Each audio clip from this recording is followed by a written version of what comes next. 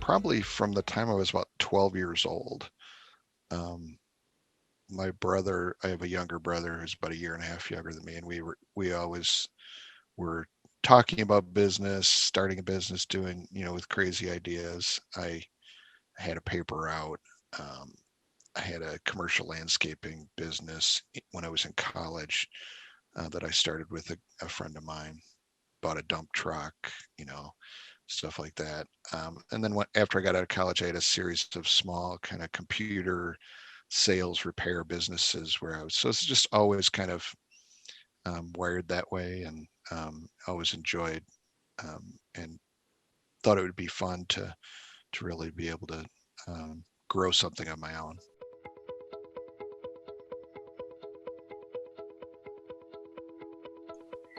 Yeah, I worked for about 20 years for various companies, large and small, from IBM to some smaller tech firms. And there was kind of an opportunity that presented itself, and the the company that I worked for at the time, I thought it was a great idea. The company that I worked for didn't want to pursue it. I brought it to them first. They didn't want to pursue it, so that was kind of the catalyst. But it was always kind of, a nagging in the back of my mind, something that I wanted to do. So it was inevitable that I was going to do something on my own, or with some partners. Um, but I think there was a catalyst event with a certain product that we were evaluating. I was busy at the job I was doing. I was still trying to do a good job for the company I was working for, and then I was kind of pursuing this other business, on my own time. So I actually approached that company that was selling the product that I wanted to sell, and I asked them flat out, if I were not working for this other company, would you take me on as a reseller? And they said yes.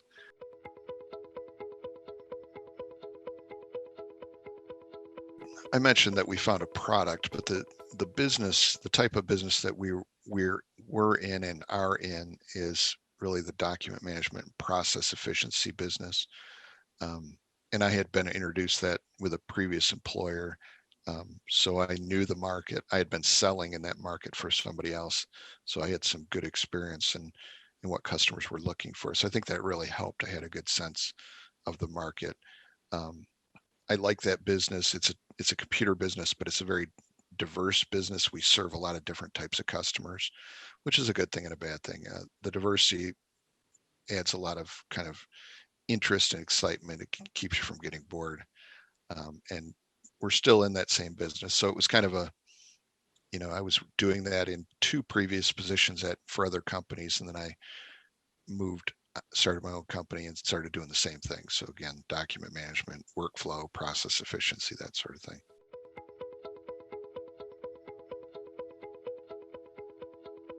I was pretty lucky because of my wife and the job she had, that I didn't have a lot of risk, frankly.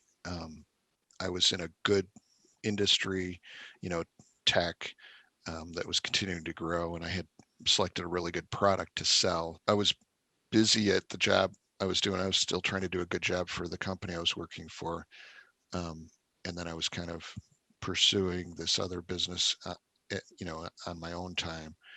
So I would say excitement, optimism. I just was, kind of drawn to it.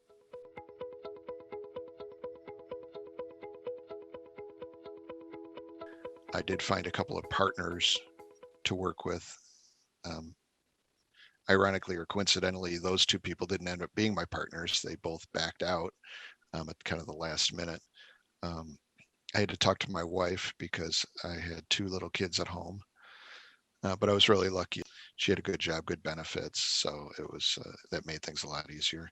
And I did read a book. I read a book um, called Dare to Soar. I still have it on my bookshelf. I'm not sure how popular it ever became, but it was just kind of a little bit of a kick in the pants type book. Just get off your butt and do it type thing, and that kind of helped me take the first steps.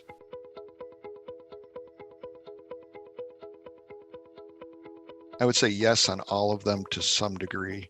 If I were to offer kind of advice, um, I would say a couple of things that I think really changed our business trajectory was obviously Gino's program, EOS, and his book Traction. So I think that's a must read.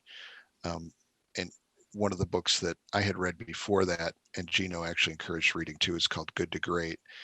And with Gino's program and Good to Great, really understanding a lot of the people side of business, I think is probably one of the most important things. The right people, right seat concept, how to use core values, how you can use core values to help you hire and review your staff were very powerful. So I think that applies to hiring the wrong people.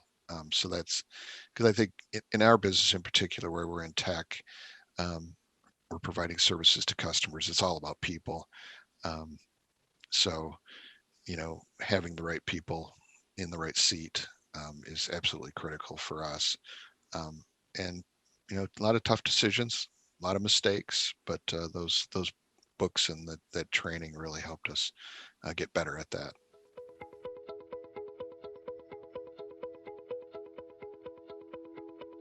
I did not have a formal mentor, but I was fortunate enough to join an organization called EO, Entrepreneurs Organization, which I know Gino was actually I think one of the founders of the Detroit chapter. Coincidentally, I actually met Gino through EO. Um, so that helped me tremendously, and that gave me a group of people to really be a sounding board as an owner of a business with other owners, so I could discuss difficult topics that are even difficult to discuss with your spouse and things like that. Um, and also, I wouldn't say Gino is a mentor. He's more of a role model to me. So um, I think he kind of plays that role. I look up to a lot of what he's done.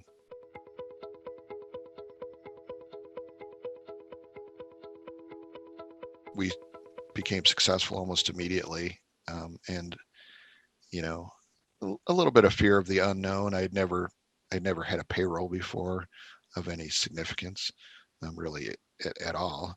Um, I knew how to sell stuff and I knew how to implement systems, but I didn't know the business side. We did have a fair amount of dysfunction in our company when we first started working with Gino. But there was a lot of stuff that was going right, so I wouldn't have called it a nightmare, but I know what he's talking about, where you can really become a slave to the business. I would say we suffered from that a bit.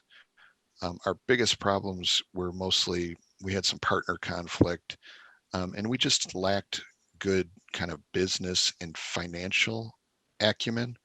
So we just weren't good business people. We were good engineers. The three owners were all engineers, so we could do the work, but we didn't know how to really build a business.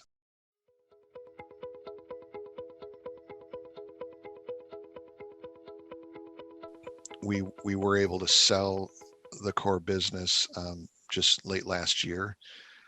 So now the former owners have a healthy retirement nest egg.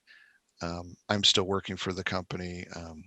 The sale has allowed me to really work under less pressure, have a little more freedom to be creative, which is kind of what I love to do at work. So um, I would say, yeah, that's kind of the entrepreneurial dream.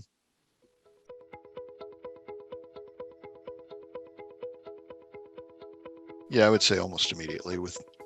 Within a year or two, I think we felt we were solidly on the right path. We had some decent customers. I mean, we were lucky. A lot of companies talk about how they were struggling to make payroll. We never missed payroll um, in over 20 years.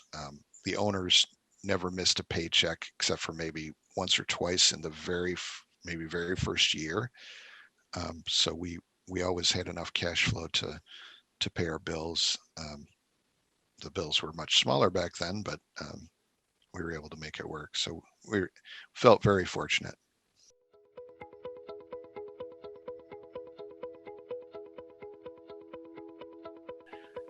I don't understand why more people don't start businesses, because we live in a country that a lot makes that so make the possibilities so great. Um, there's so many opportunities. I mean, literally around every corner, it seems like opportunities for entrepreneurship. And the government still, in our country, fortunately, still um, there's not a lot of red tape to starting a business. I mean, you can literally start one almost overnight and be up and running. So um, we've had interns come through our organization. I have an intern from high school. Actually, we're doing a program with the Cristo Rey school in Detroit.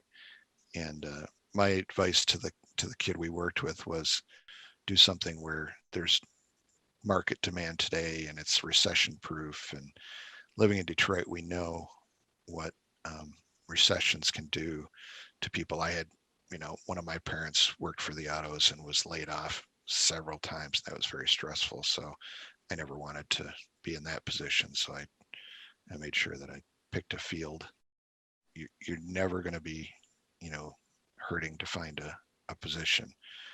Obviously, I'm biased towards technology, and if that's not your passion, then you shouldn't do it. But I'd say at the end of the day, just do it. You know, you don't have to have everything figured out. You don't have to have all the money in hand. Just start doing it. Start acting like it, and before you know it, you wake up one day and you realize that you're on your way.